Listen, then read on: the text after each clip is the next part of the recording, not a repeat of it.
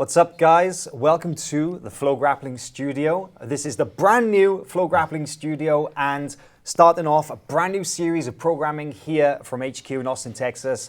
And what other way to start off than to bring in an extra special guest, none other than legendary Jiu-Jitsu champion himself, Xande Ribeiro. Man, it is so good to have you here. Thanks for coming in. It's good for being here. I guess we call in Brazil, pé de coelho.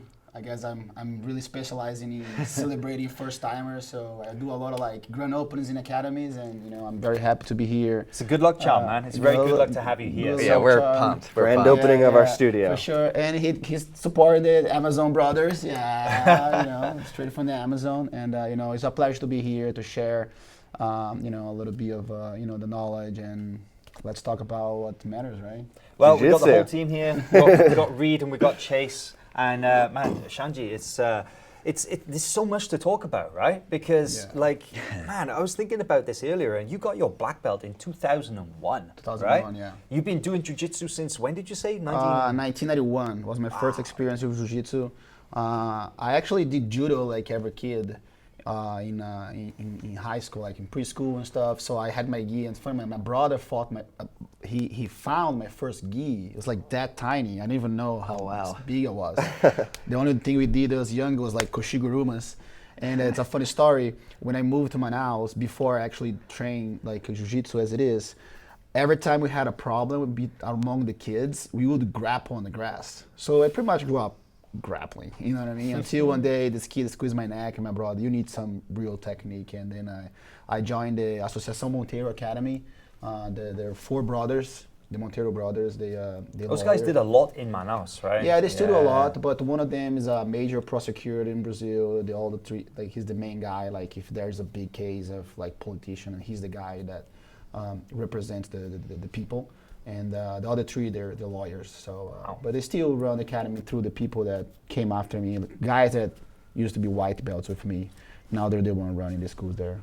Chase, I think we were talking about this just before Xande came in the other day, and you were kind of really interested to know about that period, right? Because I don't know about you, but for me, like Manaus is like it's almost like a mythical place deep in the Amazon. And, yeah, absolutely. We hear a lot about jiu-jitsu. I mean, so many great fighters come out of there, and you and Salo, of course, among the very best all time. And what makes Manaus such a pressure cooker and like a breeding ground for top talent? I think historically speaking, jiu-jitsu pretty much came from there, because when Gaston, Gracie had, Maeda and all that, they had like entertaining, it's from the book that I read, I don't know how accurate the story is, and there's a big Japanese community in Manaus. So I believe jiu-jitsu was there for a long time. Plus we don't have the beaches, we don't have any other thing. The weather is always hot. And people just train. We train until we drenched. If you talk about everyday porrada, you're talking about, I was 10, 11 years old, already training 4 hours a day, 5 days a week. And that was no easy time, especially a lot of kids thought that, because they come from middle class, middle high class, and they're like, oh, you know what I mean? I was saying, I got to step up. Mm-hmm. So, and we just train hard, you know what I mean? Like, there's no, like I said, there's not Copacabana or Ipanema. We just train. I think the weather helps a lot. And I think Manaus got a lot of back in the day when Luta Livre and Jiu-Jitsu got into the problems among one another, that actually escalated to Manaus also. That if you had a Jiu-Jitsu shirt and you see a Luta Livre guy, that was on. Whoa. You had to fight. Yeah, and for some reason, I don't know, I think I had always this aura of peace, and they always respected me. For some reason, I never got into fights. Sometimes I'll be kind of afraid because I'll be like 5 kids. And they'll be looking at me, and I'll look at them, and they'll be like, hey. I'm like, hey. And I'm like, okay, all right, I'm ready, but, not ready, but it is what it is. So, and I think that's what it is, we just train super hard. They're super strong by nature. I think it's the air. I don't know. We're in the equator, so we go around the globe a little longer, the whole world. So I think that's something to do. Is there a still strong Luta Livre contingent in Manaus?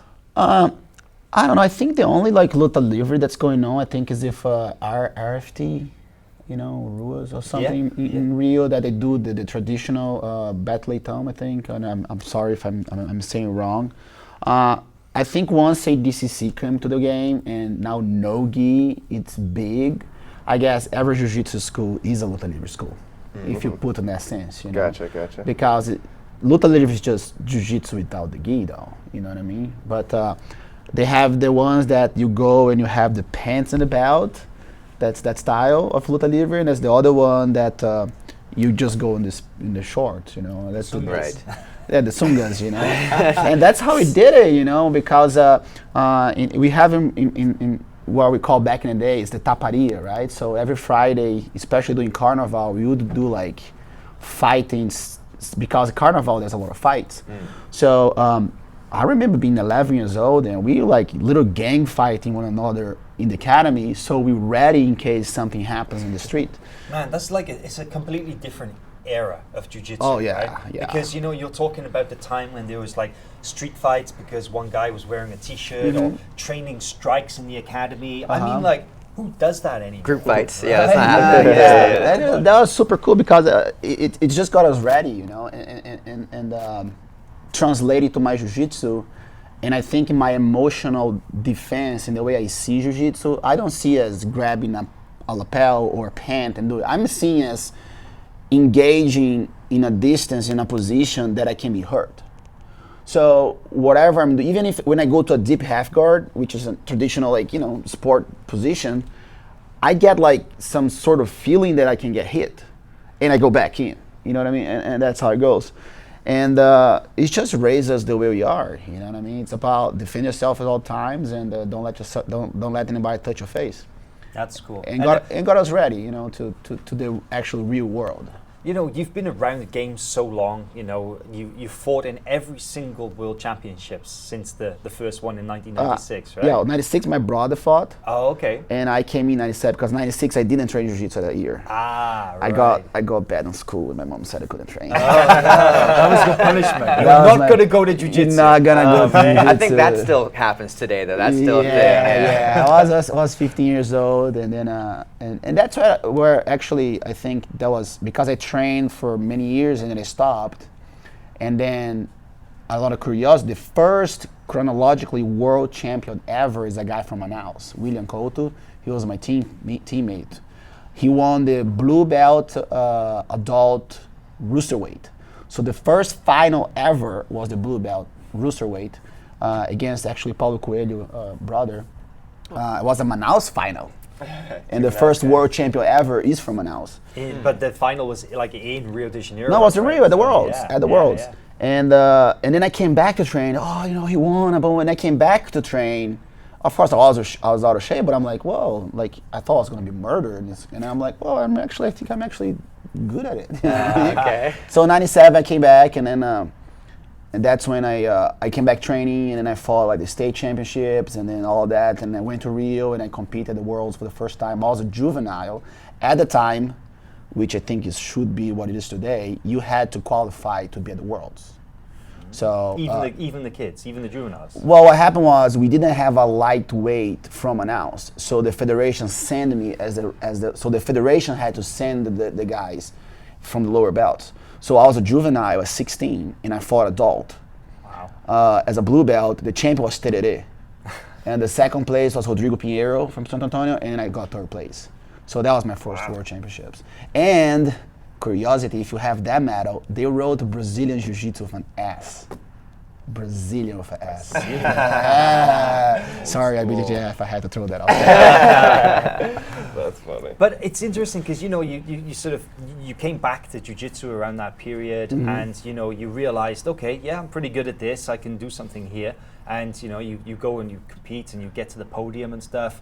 But, you know, when I think about professional people in jiu-jitsu, you know, for me, like you're right at the top of the list of the people that I think of first, because you've been in the sport so long. You've been a competitor since, you know, the real beginnings of the modern sport. You've seen it change so much. But not just that, you're a professional, you're a teacher, you embody the whole aspect of it. But I want to know, at what point did you kind of think, this is for me?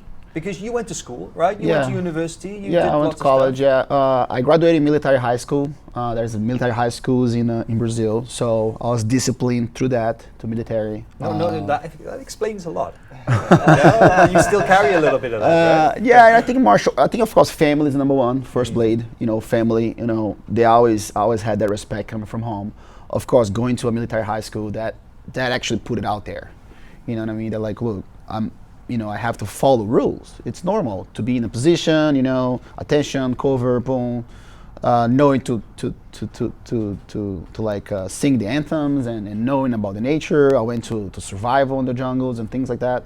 Is that fairly common for teenagers in Manaus? No, it's just a specific school. It's called the military Colégio Militar. So they have I think there's each state has one capital, and is ruled by the army, the Brazilian army. So it's really cheap. It's most of the people that goes are the kids from the actual military, from army and stuff like that.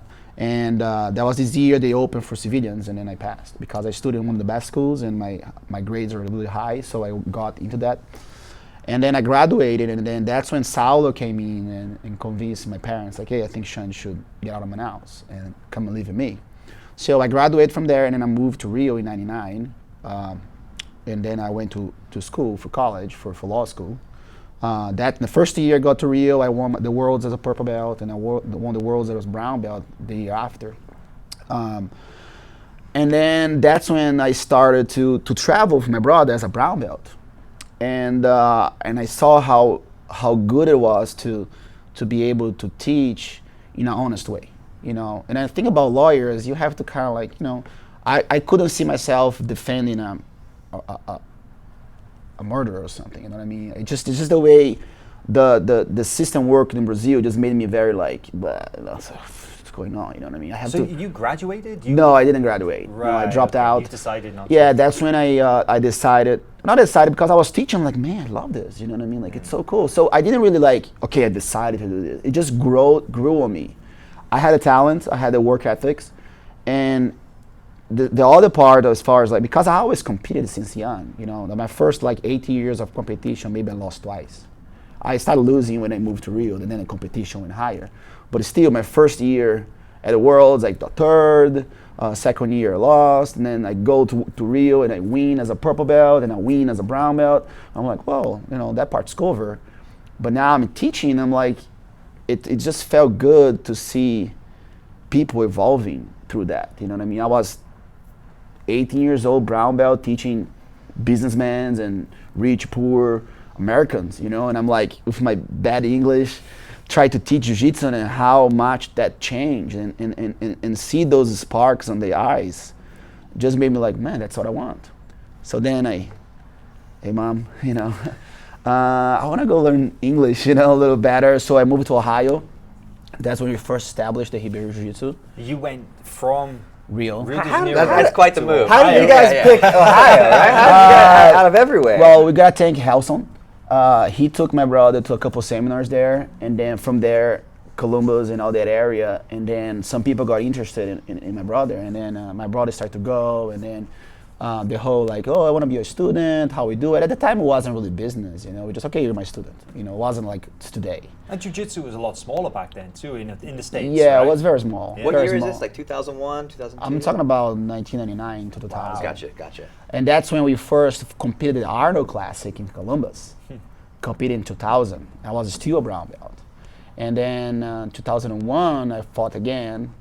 And then I won, and I got my black belt, and then I fought Pan Ams. Oh yeah, because there's a great video online, somewhere around there, where Saulo fought Rafael Lovato. Yeah. At some I small think that was tournament. 2002. That's the Arnold Classic. That's when the first connection for Lovato came in. That's crazy. He fought, and then he was just that, young kid, and then he's like, yeah, my brother, how we are, The thing about me and my brother, we never had this barrier with people.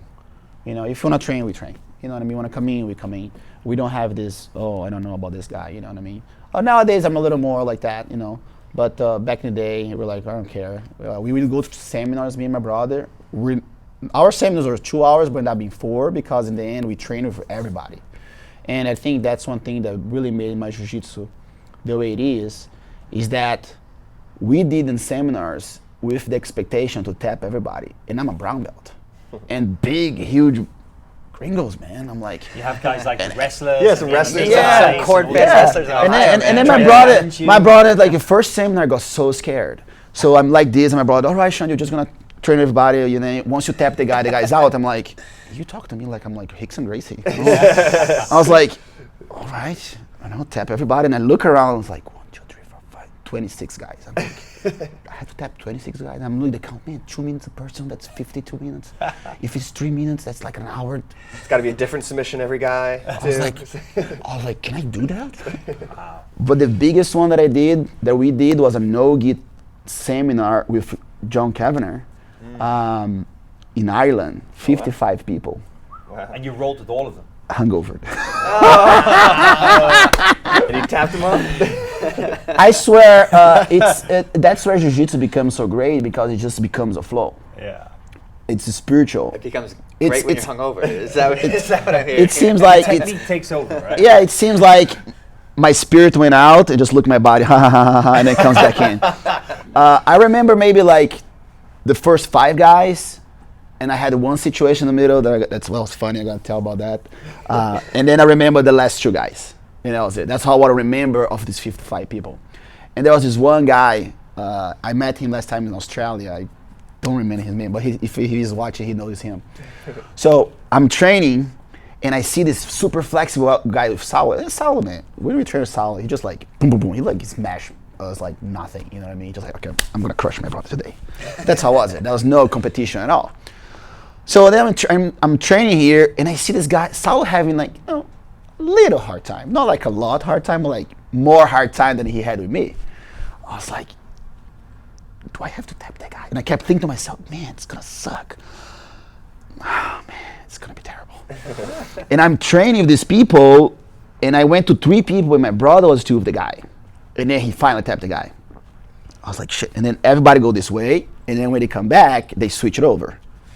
Here comes the guy, right? I was like, shit. And I'm like, okay. And then I think he was a little like too confident, and he grabs my neck and pushed me over, and I sat back and popped an arm lock in like 5 seconds. And he's like, ah! And I'm like, okay, man, thank you. And he was like, Next. perfect, I want to do it again. And then I met him in Australia so long ago, and we were laughing so much about that story, you know what I mean? And those are the things that going back to your story, you know what I mean? And I think for me, going through the time that knee on the belly was 3 points, and we fought to kill one another, not to wrap legs around. And all the way through this, and I was able to early in my career go to Europe and go to this many places. I taught a seminar with my brother with 1 mat piece. The guy hired us, he didn't know we need mats. So we had literally 2 mats, and we would teach something, and then we'd make a line and do the technique with the person. Man, I did so many things for Jiu-Jitsu, you know? And I think this is a very raw and honest way to change people's life. And I think Jiu-Jitsu is still the way to change the world. But it's a very traditional way too, right? And I think this is something that you and your brother are really well known for, is you have this strong tradition in Jiu-Jitsu, you know? Define tradition. Well, I mean, tradition for a lot of guys, a tradition means something, it's, it's kind of a little bit older, and it's been continued, you know? And when a lot of the modern stuff comes around, and, we see it all the time. There's new stuff, there's new people, new ways of doing things. But tradition means that, sticking to the roots, the base, what you learned, taking that forward. Yeah, like the thing about, I think the way I see it is like this, position is still position.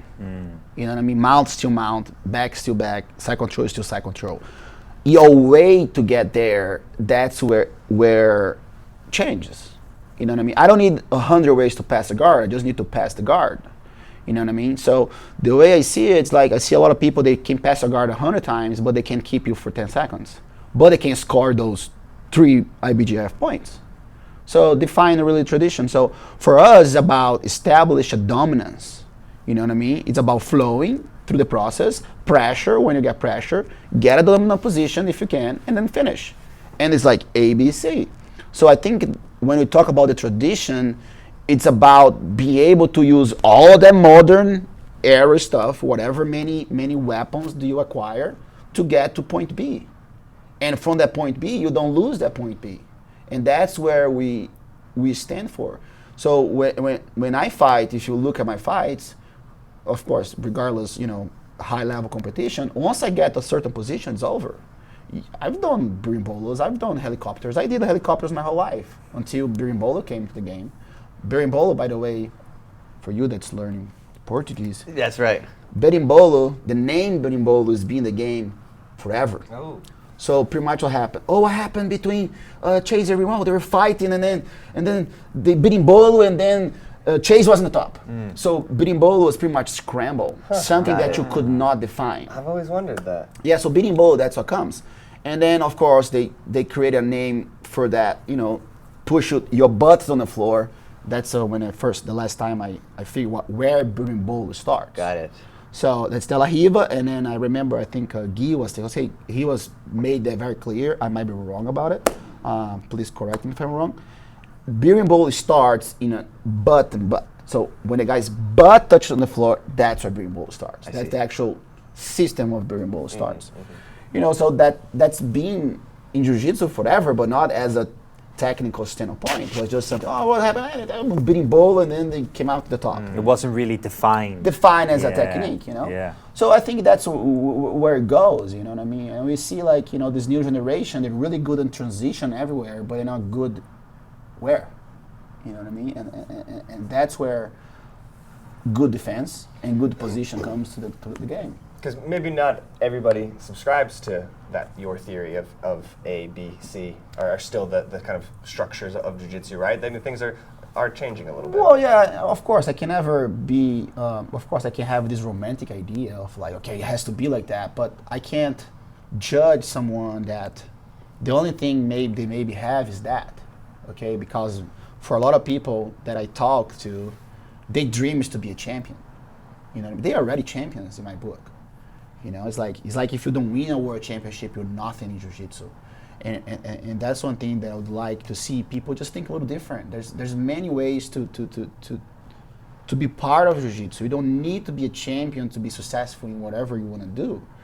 You know what I mean? And if your weapon to acquire that goal, that dream to be a champion is wrap your legs around and work the law in your favor, I can't complain about it, but I can't really go and say, man, you suck. I can't be personal about it. You know what I mean? It's just my job to teach it. You know what I mean? And I teach a lot. I teach a lot of defense. I teach a lot of positioning in my seminars. You know what I mean? I'm totally open to learn things. You know what I mean? But I just wish I would see more real stuff. Okay, I want to really beat you. You know what I mean? I don't want to score an advantage on you and held on to it. But again, it's war. I hear some guys, especially the old school guys, let's be honest, they talk shit about modern jiu-jitsu, right? And they're like, oh man, this stuff is garbage and it doesn't work. But it does work because you see people winning matches with it, But I remember I was talking to Fabio Gurgel.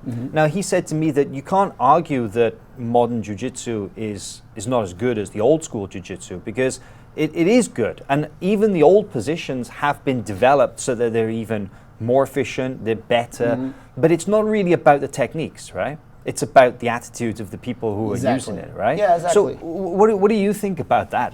You have this idea that there's something missing for you, right?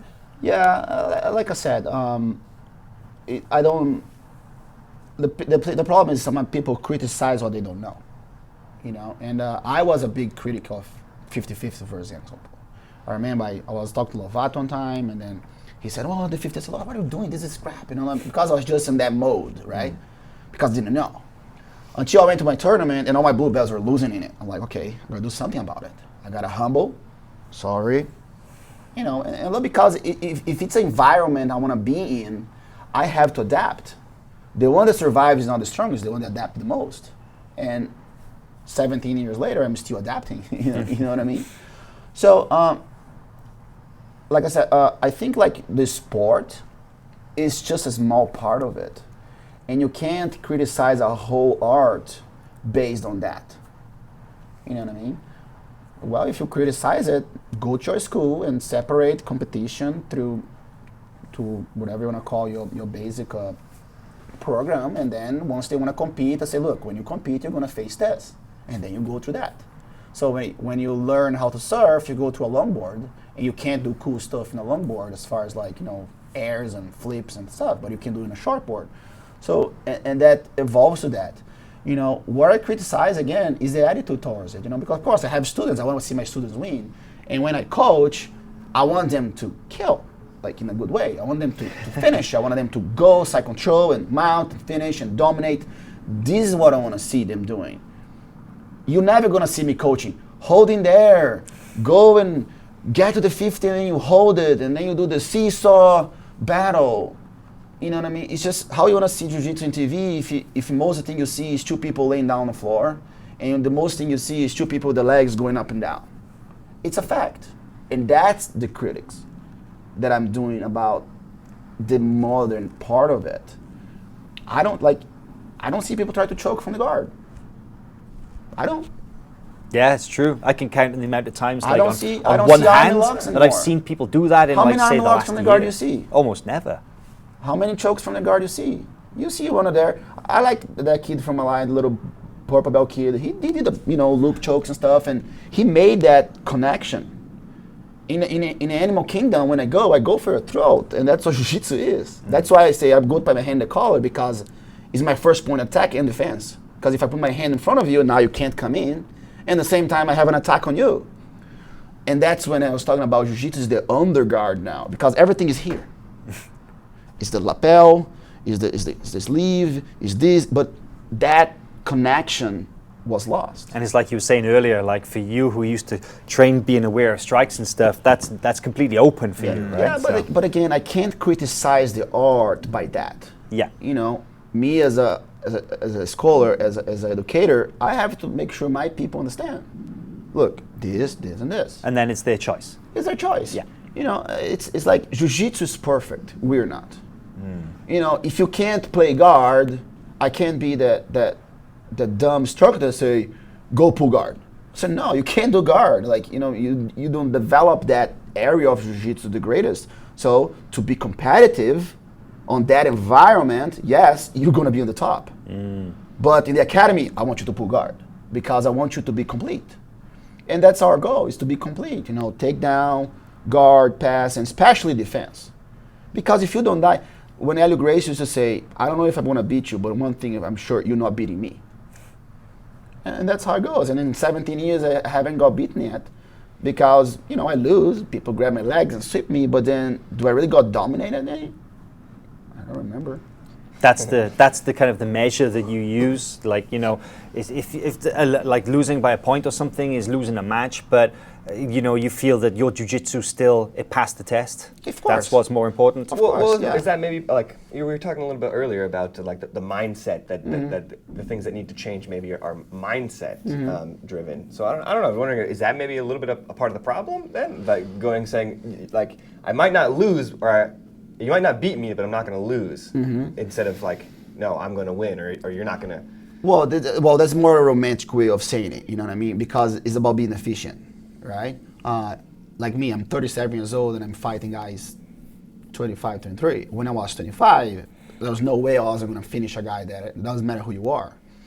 You know what I mean? The point being is that in a way the rule set is allowing you to win any way possible. And like I said, some people, that's the only thing they have. Am I going to take that away from you? No, I won't. If you're going to win, we're world champion, fine.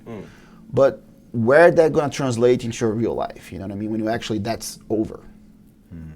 When you get a guy that has a neck injury or is an executive, you know what I mean? What are you going to how are you going to introduce the art of jiu-jitsu to them? You're going to explain just the sport aspect of it? You know, But the championships are important, right? It lets the world know, like, Yeah, of course. who's the guys, definitely. who's doing the Definitely. techniques that work, right? So on some level, like the reason we watch the world championships and things like that is to find out what works, right? If you could change one rule, or get rid of a rule, or add a rule, what would you work with? There's a lot of options there, but You have strong opinions about rules, right? Definitely, yeah. I think they changed a little bit right now. I think the like we were talking about yesterday. You're talking about guys that are refereeing. First, a lot of them don't compete, right? Second, a lot of them are very under pressure. They're working 5 days in a world championship, 10-hour days. The nutrition, they eating cookies. I've seen that because I'm blessed enough to go to the referees' lockers and stuff, and we always had bud. It's a love and hate relationship. They eating cookies and coffee and bread. So, and the problem, the rule is that it's defined by intention. I can never define your intention, but I can be St. Thomas. I see and I believe. Okay, this is what's happening. It doesn't matter the intention. You know what I mean? So a classic situation is you passing my guard, I go on force, I single legged you, I put you down. How in the hell this is not points? No, because the guy passed your guard. I said, it doesn't matter, man. I'm a man. If you grab my leg, I'm not going down. You know what I mean? And that's the mindset that needs to kind of equalize in that sense. And then we have Lo and Galvão. When Galvão did the exact same thing, grab his leg, put him down. I think the referee gave the point, take it away, and gave advantage to Lo. Saulo and Fabio Leopoldo.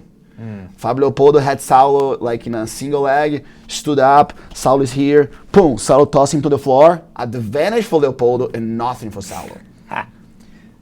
Yeah. So it's just simple situations like that. Oh, but Fabio was passing, and then it's too much. It's too complicated. It's too complicated, you know what I mean?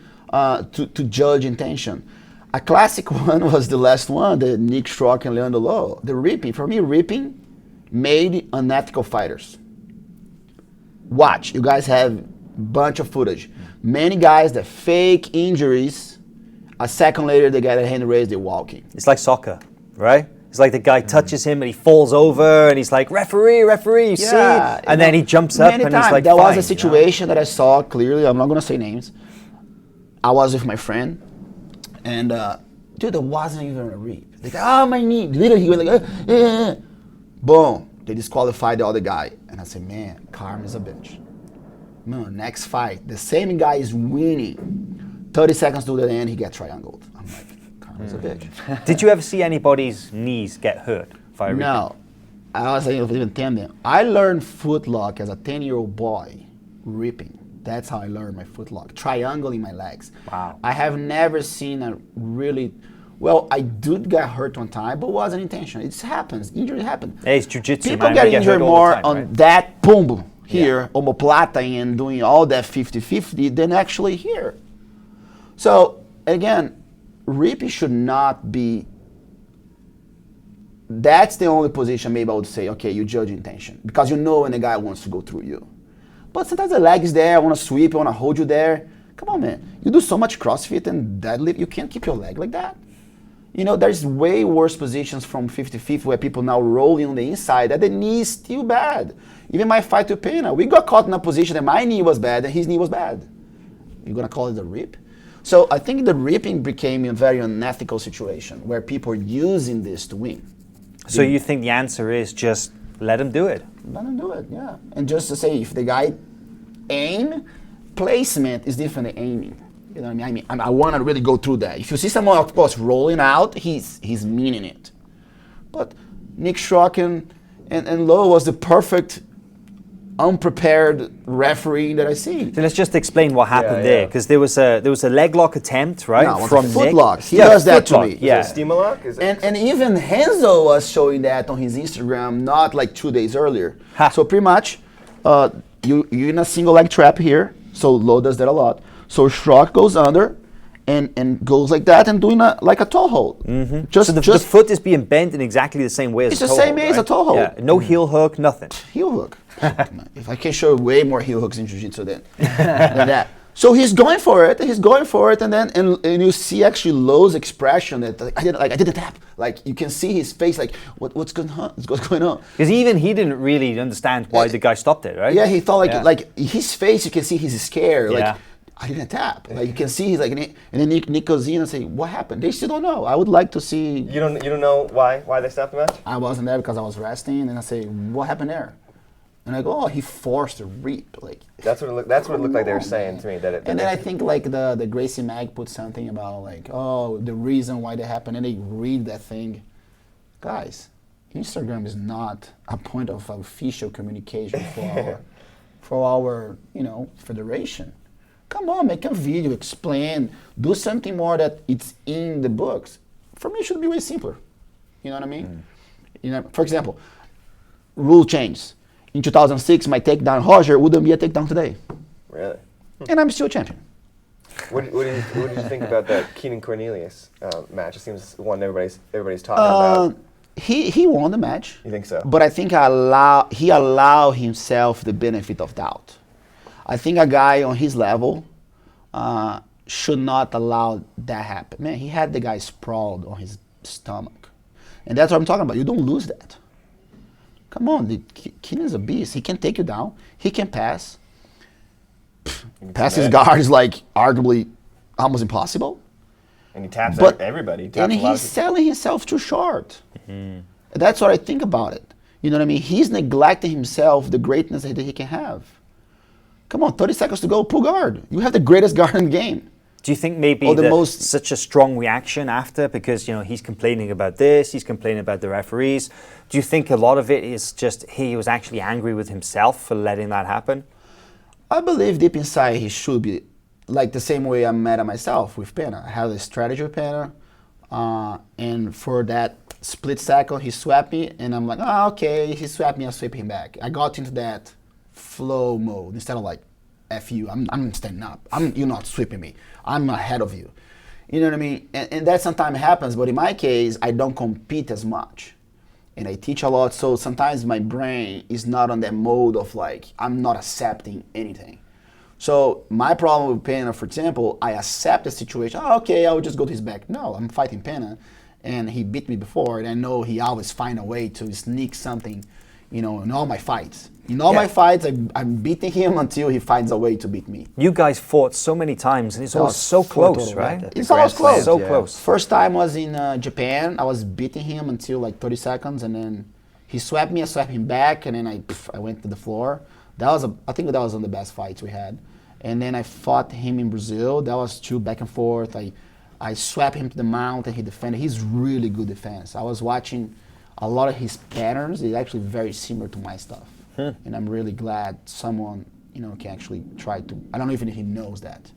And then we fought in Abu Dhabi. That was more like, he held on to me, and then he went to my back, but it's still just an advantage. And then this time, And again, I'm fighting one of arguably the best grapplers in the world, and it's still toe-to-toe. And I'm like, 12 years older than him, Man, you fought pretty much everybody, right? I think if you looked at the list of every major black belt. For you? Please do, man. Roger Gracie 8 times. André Galvão 8 times. Braulio 7 times. Cyborg 5 times. Damian 4 times. Pena 5 times. Rodolfo 3 times. Romulo 5 times. Pé de Pano 5 times. That's like a Hall of Fame of Jiu-Jitsu, right? All the best guys ever in a row. Yeah, I fought everybody many times. So I know you were competing at the World Championships, so maybe you didn't get a chance to watch as much this year. Mm-hmm. But did anybody? We've all been talking about how kind of it's kind of this new wave of a lot of young black belts. We saw the Norwegians, we saw a lot of young guys make it to the finals. Did anybody stand out to you? Any of the younger guys stand out to you that you like watching or anything? Yeah, definitely the Jamil. Since that last year, which I thought his match with Cobrinha. Yeah, which I thought he won. He's complete. He can do guard. He can pass. He can play the game. You gotta be a fan of Mikey, man. Even though he most of a guard guy. 2 Americans, I didn't expect. Well, man. I'm American, you know what I mean? Yeah. My whole career, that people don't understand, my whole career as a black belt was built in America. You told me this, and I didn't even realize, but you were one of the first Brazilian black belts who came to America to make their career here, to get citizenship, right? No, I think there was many citizens before. But you were one of the first. Yeah. I was, because what happened that their first, 2003 and 4, that's where a lot of people start to gather visas, and Jiu-Jitsu got established as a sport that, matters. And then I just went through the process. As soon as I had my 5-year, I just applied for my citizenship. But again, all my career has been on America. My first Pan Ams, I had 12 white belts to train for the competition, and I still managed to win my first absolute title. At the World Championships, this year was so many good chants, but we still cannot get a USA chant off the ground at the Walter Pyramid. I'm so embarrassed. USA chant. They like Jamil won, Mikey won, and there was a couple little USA. But we can't get a good USA chant But you going. really want that? Like I they're want like, it. I want a song. I don't want a chant. Yeah. Some of the teams have great songs, you know. I and- think like if you do yeah. that, I think the Lloyd Irving guys do that a lot. Yeah. I think if you do that, it kind of like might rub wrong. Like I don't care, you know what I mean? But I think just watch from now, that would rub. Oh, they want to, just because they win something. Maybe this is a tough question for you then, because you are born in Brazil, born and raised in Brazil, but then you have this strong connection to America. So maybe it's kind of difficult question for you because you're kind of 50-50, right? But I fought the Grand Slam as an American. I remember, yeah, And and I World Pro. I'm gonna be like, I got robbed like an American. that I like American. The curse. Well, this is the thing. Does it exist? Does it really exist? The anti-American, No, people I wouldn't claim say you got gringoed. No, I wouldn't say anti-American. You know what I mean? Don't. I just think people are protectionists. Brazilians they protect. So there is they do don't you want- think they that don't there is a want other people bias? to win. You think there is a bias for the Brazilians? I wouldn't say for the Brazilians. I just think that unprepared people, and if they have to pull to a side, they're always going to pull to their side. So That's how I feel about it. Let me ask then, because I remember when I was in Abu Dhabi, I was talking to some guy, I won't say who, but we were sat there watching the finals for the World Pro this year, and he said, man, look at that. One competitor, the referee, and the 2 corner referees, 4 Brazilians, 1 American opponent. It's 4 against 1. Do you think that's fair? Do you think that they need to there's change no other that? way. How are they going to change it? Where's the specialist Americans to be referees also? Right. There's no American in the board of the ABJJF either. You know what I mean? So where You are the think specialists? we need to see more guys trying to come through and take that position, start as a referee, work their way up. So where are the older black belts, Americans that are willing to be part of it? Where are the Europeans? You know what I mean? That maybe don't have a chance to talk to the federation. I'm down to be the president of the person that talk. I talk to people. If you guys sign and I'm the spoken person, I will. Because I know from A to B how that works. And me and my brother, we help build this sport. And like I tell you, I want to see this mainstream. I want to see everybody make money. I want to see people not really worrying too much about being a world champion, but just be who they are and still make a living of it. Because people are literally starving their lives into a medal. And that's where the problem comes, you know what I mean? You go to World Championships that there's nothing outside the box. Where's Gatorade? Where's the... Okay, they don't pay me, so I won't say that. Where are all those supplement companies that keeping sponsoring people and saying that they sponsor people? No, you're giving them supplements. You're not sponsoring anybody, you know what I mean? Like, they still have to work their way into make money. I understand it's growing. And I have friends that do own companies and they do an amazing job. But where are they booths? What are they bringing to the worlds? Why didn't have like these other companies? I won't say the names because nobody approached me. They're there to like, hey, your fighter here's a protein bar, and your best case scenario is a hot dog and an acai. Hey, it works for Leandro Lowe because I see him eating that and he's still. Leandro is an alien. He's an alien. What that guy can do, nobody can.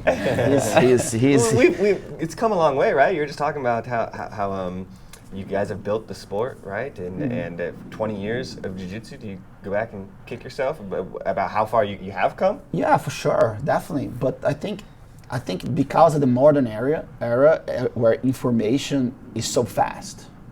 Back in the day, we needed like a week to watch the magazine and something so I can show my sponsor.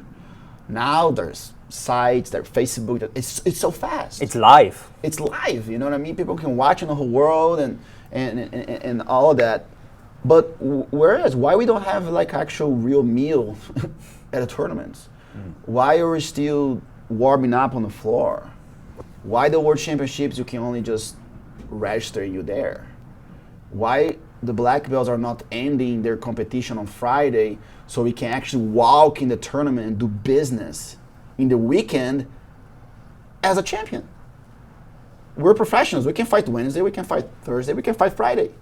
But now, you're in the last day of the competition, you end your thing at 7:30 and people are dying to go home. Am I going to be a world champion for who? For my Instagram? For the social media? No, man. Finish on Friday or Saturday. Next day there's a booth, people see, they do business. Then you're talking about. Now someone can, oh, you're the champion. Oh, man, you fought so well. Then there's stories to be told. Mm-hmm. Man, imagine Buchecha and Lowe walking Sunday at the World Championships talking about their story, which I called it earlier. Ask Lovato.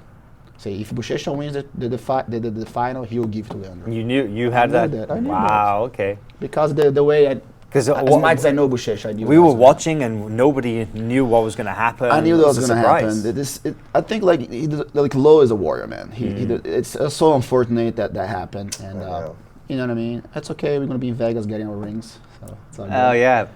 Yeah. So again, there's so much. You know what I mean. Like I know Flo do a great job, and where the other mainstream companies? Where like they talk so much about BJJ in UFC, whatever, but where is it?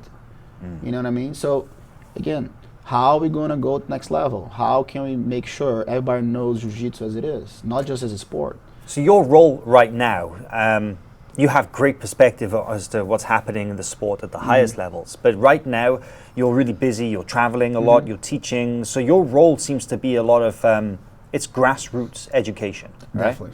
Definitely. That's how you're kind of going forward with this? For sure. You know what I mean? I want to see, like I said, I want to see whatever the blue belt's doing today to be able to accomplish tomorrow, but not based on, you see surfers, for example, they never won anything. They live a life. They never won a episode, whatever how you call it. A tournament, yeah. Whatever. Contest. They contest. They always have been the number 25. Almost WQS. But they have the sponsorships, they travel the sponsors. world, Lifestyle. they don't stop. You know, and the industry is growing, you know what I mean? There's many ways, but we need to spread ourselves, and thank you, Flo, for doing that for us, you know what I mean? And I think there's so much we can do to bring it out there. But again, what are really going to show when the culture is that? Where they're going to pull for the person they know, where... Unfortunately, there's a lot of uneducated people calling referees names. You know what I mean? When the rules that are really set, like, what's going on? People can see an attempt of a neck attack or an arm attack, but they don't understand how many lapels are being laced around. You know what I mean? For how long can you really roll a lapel even? Or a sleeve? Should they have a time limit for that? You know what I mean? Do you think, though, then it risks becoming like judo? And a lot of guys in jiu-jitsu, they criticize judo a lot, right? Because the federations, the international federation, and then they have the Kodokan as well, which is like, the kind of it's like the kind of the traditional heart of technique, right? But rule sets in general, I mean, I think are criticized they a are. lot of sports. But jiu-jitsu guys look at judo as the example. We don't want to become like that sport because they have too many rules and it affected the way people train in the gym and stuff. It has a lot of rules. But you were saying there, like, out. you were saying there about no maybe you pancreas. need some rules about how you can grab But this, the how thing you is, can grab that. okay. All right, let's get an example. All right, not criticizing a guard specifically, but just a situation. So I put you in 50-50, and inside the 50-50, I roll the lapel around your leg, and I go around here, and then I hold, and then when I get somewhere, there's not an unraveling situation that makes sense. So the guy can't escape to actually attack. Even you that attack can't Yeah. escape your own shit. Yeah. So does that make sense? It doesn't.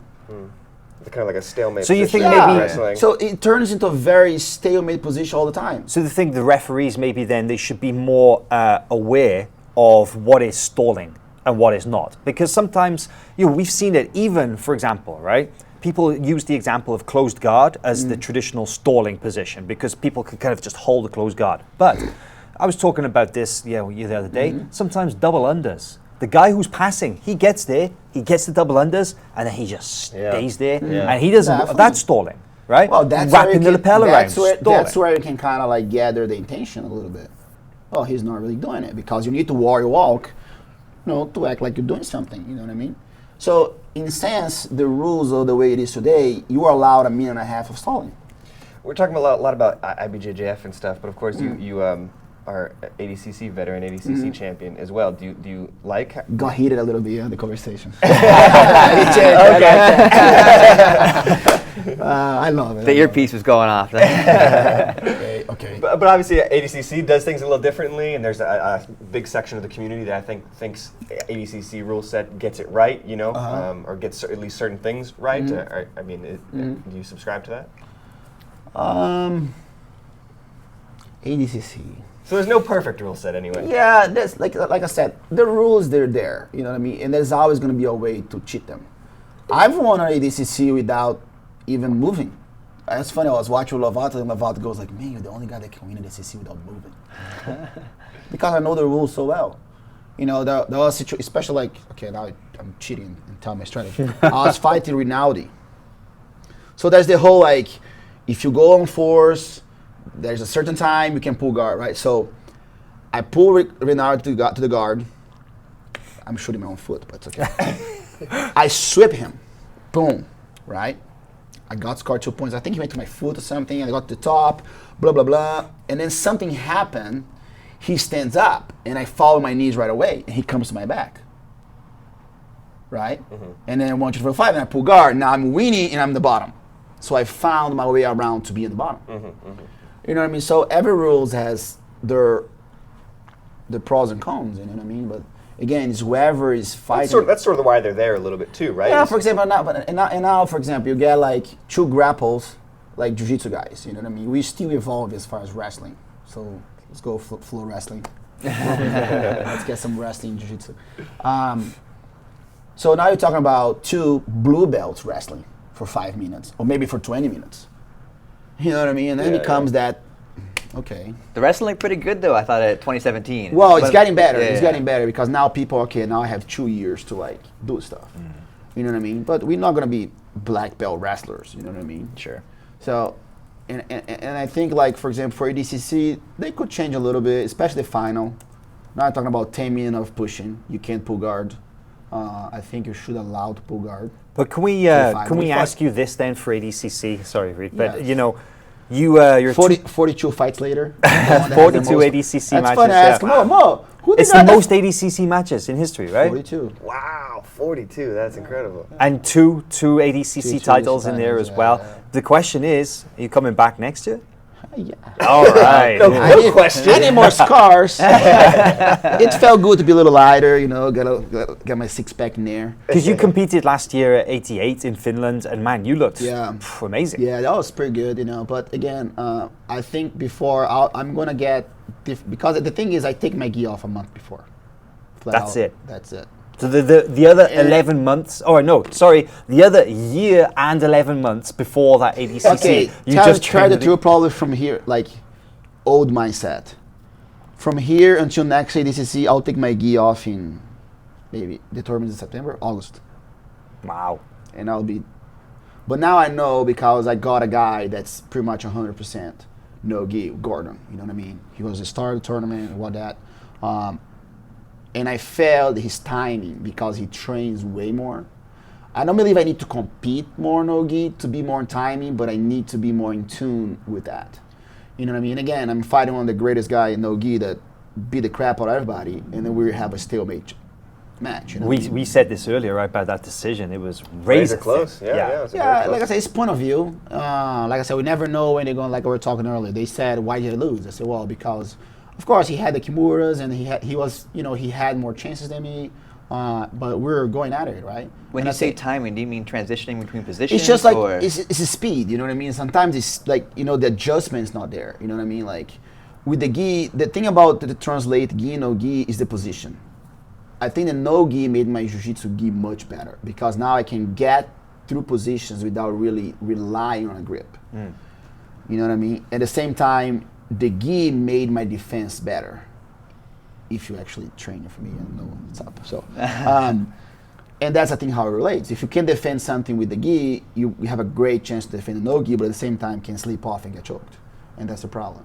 But I think because you're not in that environment long enough, you might be in well shape, but the razor timing got caught, because many times I was able to get on the hooks on him, I was able to go climb on him and maybe get his head, but he was kind of like 1 second ahead of me on that sense. You know what I mean? And then we went over time, he kept pushing me, and I kept like, just getting a good time, and I shoot his leg like 3 or 4 times.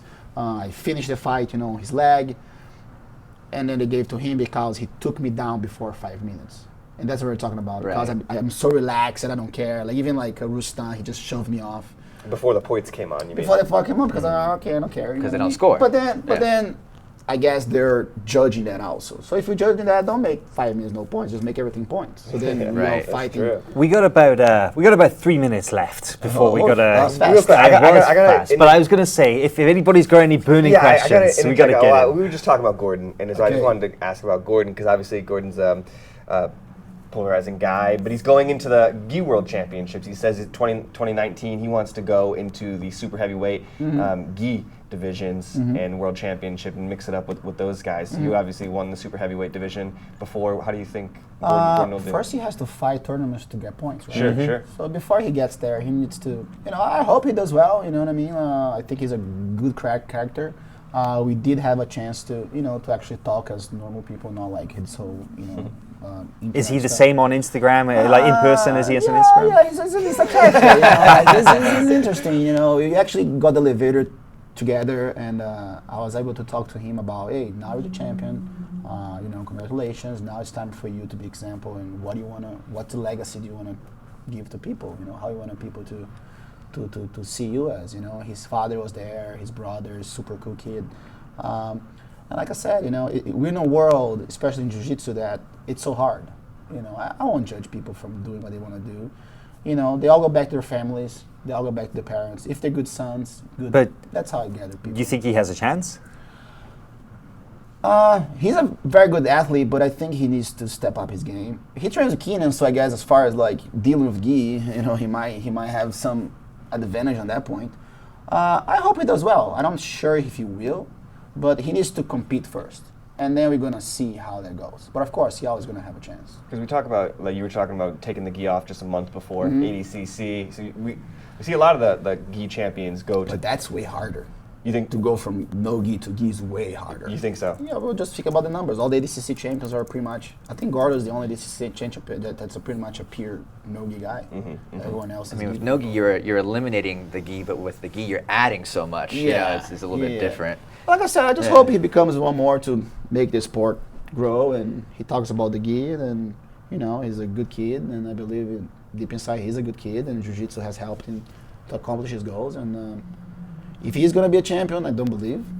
You know what I mean? There's Muhammad Ali, Gali. It's a lot of competition. Tough division. It's a lot. But if he does it, man, you got to give him credit for that. Shanji, he will win a couple tournaments for sure. I hope he does.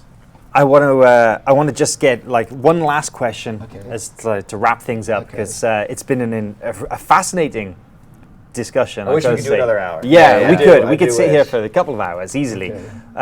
So much to talk about, and it's unfair trying to put 17-year career into just an hour. But I guess the big thing we really want to know is it's looking forward. What's next for you, for Xande? Not just as a teacher, not just as an athlete, but in general, everything. Like, are we going to see you back competing soon? What have you got coming up next? And you mentioned a few times about what you'd like to leave behind. What's the mission, right? What's most important for you? The mission is solidify the legacy, inspire people that anything is possible. I don't know, man. I live my life every day. It's a very complicated question. I just love being there, man. I'm not measured, like I said, I'm not measured by my medals, you know what I mean? And when I see like the power jiu-jitsu guys, they coming in, they made me cry in Brazil. And I think as much as I can be on the mat, and for me personally, it feels good to go there and battle those guys and know they have nothing on me. They haven't got past my guard yet. Still trying. Still trying. Well, actually, if they try, maybe they can do it. They're not trying. Not trying. Yeah. I don't know, man. And what about competition? You said ADCC. What else? Well, okay. Because you kind of told me. Okay, I'm planning for the Europeans. Yes, that's a title that I don't have. Oh, awesome. So that's the plan for there. One question. I thought about Masters, but no. Are you done with Worlds? No. That's Be a that's busy it. year, the Get the European exclusive. Worlds. Yeah. Awesome. You're not done sure. yet. Maybe I'll be the 40-year-old. There's the 40-year-old virgin. I'll be the 40-year-old adult world champion. So You want to become like maybe the next Megaton? You just keep going, I keep think going. after Megaton, I'm right after him. Yeah, you gotta Yeah, be close. yeah, right? Who else? But medley, I'm probably the longest one. Because my first medal was at 97. My last medal was 2015. So Let me just ask for the vlog. I'm vlogging. So we were just talking about championships. 7-time world champion, 2-time Nogi world champion, 2-time ADCC champion. Which one's the sweetest? I don't know. Oh, that's a hard question, bro. The sweetest? Well, which one of them? Yeah, which Yeah. one are the titles? Man, I can't. Well, the first one is always cool, but I think like if I have to say, I think 2006, the last Worlds in Brazil. I came from 7 battles a week before, that I fought Braulio, I fought those guys. I won my division, I lost to Pé de Pano, and Pé de Pano ended up winning the division. I fought Galvão that day too, and then I came back next week and then ended up winning absolute last year in Brazil finally, because that was the first time I was number 1 in my sport. You know what I mean? Okay, it's the first time, the greatest thing that happened, and also a way to that open the doors to see, how we can, grow jiu-jitsu in the best way. So I think 2000. If we have to say, I think 2006. I think was the peak of everything. 25 years old, I still had hair. Like I said, Everything I was can say I was the last king of Tijuca. So. Nice. Nice. Well, I gotta say, Xande, thank you so much for coming in today. It's been guys, an for absolute sure. pleasure to have you here. Just some amazing questions there, and great to get your insight on for how the sure. sport is going and stuff. Yeah. So It's going great. Of course, criticism is not like I'm judging somebody. It's just a way to open to new ideas and how we can improve. Everybody knows the ADCC crew, the IBJJF crew, the UAE crew. They all know I'm there for them. Of course, I'm going to speak my mind, but it's not out of disrespect. It's just because I want to see my sport growing, being the Olympics. I want people to make a live on it and be honest about it. that's awesome. Well, Always. guys, I hope you enjoyed the discussion as much as we did, and remember to follow Xande on Instagram and all of us as well. And Ribeiro we'll see Jiu-Jitsu, you again next time. BJ Library, don't forget.